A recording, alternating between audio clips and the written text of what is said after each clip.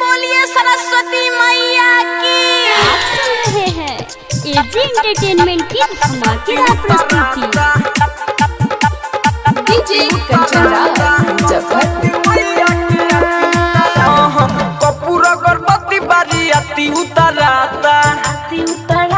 हो अति उतराता कपूर अगरबत्ती बारी अति उतराता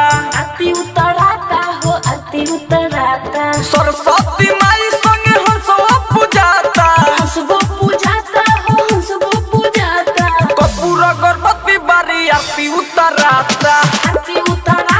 हो अति उतराता कपूर अगरबत्ती बारी अति उतराता डीजे कंचन राज अति उतराता डीजे कंचन राज सरस्वती मैया की mix by AG recording studio. कलम कॉपी पर शादी चढ़ेला शादी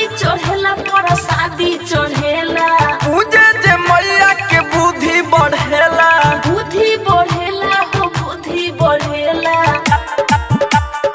अति उतराता कलम कॉपी पर शादी चढ़ेला पूजे जे मैया के बुद्धि बढ़ेला डीजे बाजे हो गाँव गाई सुनाता गाँव गाई सुनाता हो गाँव गाई सुनाता सरस्वती मैया संगे मोरा पूजाता आप सुन रहे हैं एजी एंटरटेनमेंट की धमाकेदार प्रस्तुति। अति उतराता डीजे कंचन राज सरस्वती मैया की अति उतराता राजा धानी माई के गावे गीतिया के गावे गीतिया माई के गावे गीतिया लिख देवेंद्र लगाई माई से प्रीतिया लगाई माई से प्रीतिया लगाई माई से प्रीतिया अति उतरा